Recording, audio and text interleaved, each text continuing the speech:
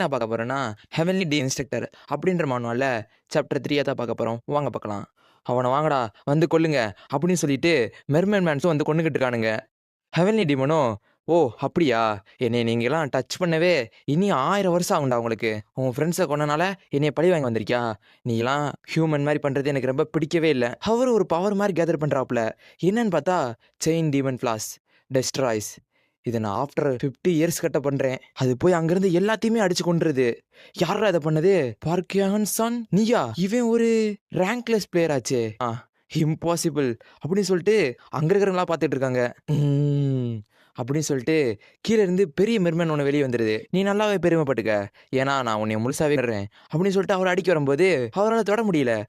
என்னோட கியூலாம் முடிஞ்ச போல என்னால் இனிமேல் எதுவுமே டச் பண்ண முடியாது அப்படின்னு சொல்லிட்டு இருக்கும்போது அங்கே இருக்கிற எல்லாருமே அட்டாக் பண்ண வருது. நம்ம ஹீரோவுமே அதை அட்டாக் பண்ணி தூக்கி பழக்க அடிச்சிருது. சரி, என்னால் இதுக்கு மேலே தாக்கு பிடிக்க முடியாது போல. ஹே சின்ன பையா, நீ எதுவும் பண்ணலைன்னா இங்கேயே இறந்துருவடா அப்படி சொல்லிட்டு இருக்கும்போது அங்கே வந்து அட்டாக் பண்ண ஆரம்பிச்சிருதுங்க.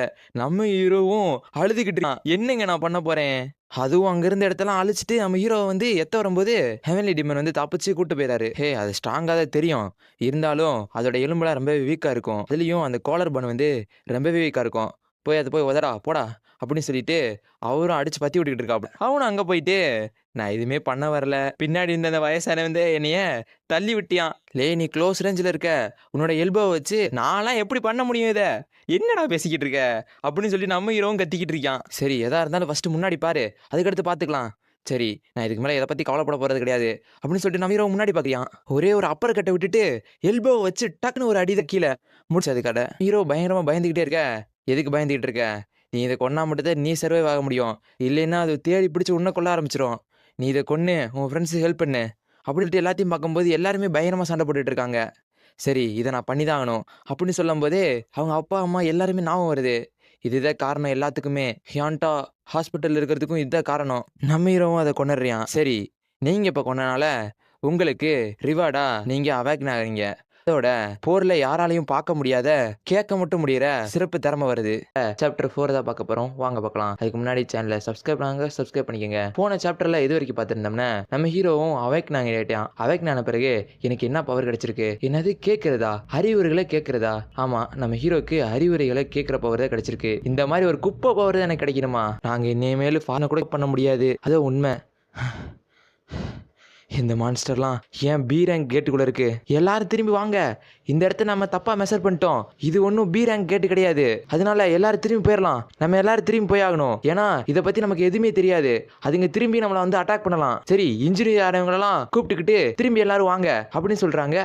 எல்லாத்தையும் உங்களை தான்டா காரணம் அப்படின்னு சொல்லிட்டு எல்லாரும் குத்தி அந்த மிருகத்தை கொண்டுகிட்டு இருக்கானுங்க. என் வாழ்க்கையில் முதல் முறை இந்த மாதிரி ஒரு டேஞ்சரஸான சுச்சுவேஷனில் இருக்கிறது எனக்கு. ஹெவன்லி டீமனோ நானும் இங்கே செத்துருப்பேன். அவன் மட்டும் இல்லைன்னா ஹியான்சோ என்கிட்ட கொஞ்ச நேரம் வந்து பேசு. என்னது, நான் என்ன பண்ணேன்? ஏன்னாச்சும் தப்பு பண்ணிட்டேனா?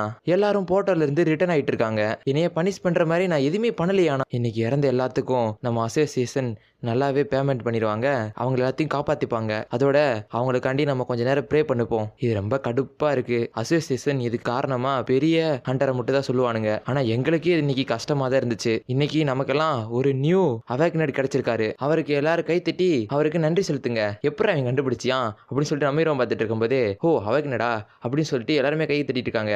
இதை பத்தி தான் பேசணும்னா சரி, பொருளெல்லாம் பத்திரமா வைங்க, இதெல்லாம் அசோசியனுக்கு சொந்தமானது அப்படின்னு சொல்லிட்டு இருக்கும்போதே சாய் வந்து நம்ம கிட்ட பேசுறியான். இன்னைக்கு நிறைய பேரு இறந்துருக்காங்க, சில பேர் அவேக்னடோ ஆயிருக்காங்க போல. சரி, உன் ஸ்கில் என்னன்னு சொல்லு அப்படின்னு சொல்லிட்டு இருக்கும்போதே பக்கத்துல இருக்கிறவங்களாம் மறுபடியும் அவன் வந்து புள்ளி பண்ண ஆரம்பிச்சிட்டானா. ஆனா எனக்கும் அவனோட ஸ்கில் என்னன்னு தெரிஞ்சுக்கணும் ஆசையா தான் இருக்கு. பேசாம சொல்லிடவா?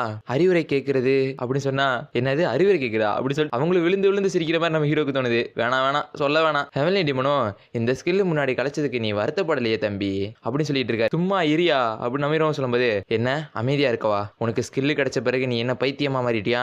சரி, உன்னோட ஸ்கில் எப்படி ஒர்க் ஆகுதுன்னு பாப்போமா அப்படின்னு சொல்லிட்டு அவன் அடிக்க வரும்போது நம்ம ஹீரோக்கும் விண்டோ பாப்பாயி உங்களோட இன்செக்ஷன் ஸ்கில் ஆக்டிவேட் ஆகுது அப்படின்னு சொல்லும்போது ஹெவன்லி டீமனும் ஒரு ஸ்டெப் பின்னாடி வா. நம்ம ஹீரோவும் டக்குன்னு பின்னாடி வந்துட்டியா?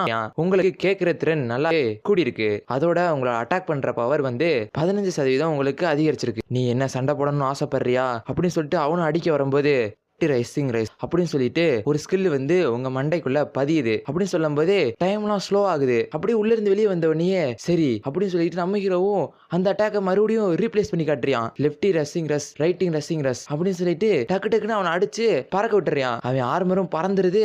இவனும் இன்னைக்கு தானடா இவன் அவைக்கு நாடகன்னு சொல்லியிருக்கீங்க, பட் அவ்வளோ ஸ்ட்ராங்கா இருக்கான், ஒரே அடியில பி ரேங்க் ஹண்டரவே தோக்கடிச்சிட்டானா அப்படின்னு சொல்லிட்டு சுத்தி இருக்கிறவங்க எல்லாம் பேசிக்கிட்டு இருக்காங்க. இவனோட பல்ஸ் எல்லாம் அப்படியே தான் இருக்கு. மெடிக்கல் டீமை கூப்பிடுங்க. சரி, நான் முட்டாத்தனமா பண்றேன், நான் சாய தோக்கடிச்சிட்டேனா? ஹியான்சோ, நம்ம கூட வேலை பார்க்கறவங்க கூட சண்டை போடுறது ரொம்பவே தப்பு. ஆனா இதுதான் உன்னோட ஃபர்ஸ்ட் டைம்னால நான் உன்னை மன்னிச்சு விட்டுறேன். நான் அசோசியன் கூட பேசிடுறேன். நீ போய் ரேங்கை மெஷர் பண்ணிக்க. சாய தூக்கிட்டு போறதுனால எல்லாருமே சந்தோஷமா இருக்காங்க போல. கங்க்ராச்சுலேஷன்ஸ், நம்ம இன்னும் கொஞ்ச நாள்ல கூட சேர்ந்து வேலை பார்ப்போம்னு நினைக்கிறேன் அப்படின்னு அவங்களும் சொல்லிட்டு போகும்போது ஐரின் வந்து என் கூட பேசுறாங்களா அப்படின்னு சொல்லிட்டு நம்ம ஹீரோக்கு ஹார்ட் எல்லாம் லப்பு டப்பு துடிக்குது. ஹெவன்லி டீமனும் தம்பி உனக்கு அவனை பிடிச்சிருக்க போல, என்னையா சொல்ற? அப்படி அதை சொல்லிட முடியாது, ஆனா பெரியவரே என்னன்னு சொல்லு, எதுக்கு தலையாட்டிக்கிட்டே இருக்க? திரும்பி திரும்பி நீ எப்ப பேசுன்னு கேட்கறதுக்குள்ளயுமே நான் இறந்துருவேன் போலையாடா அப்படின்னு சொல்லிட்டு இருக்கும்போது நம்ம ஹீரோவும் இல்ல, நான் உங்களோட டிசபிளா மாறணும்னு ஆசைப்படுறேன், எனக்கும் மார்ஷியலா சொல்லி கொடுங்க அப்படின்னு சொல்லிட்டு நம்ம ஹீரோவும் காலில் விழுந்துடுறான்.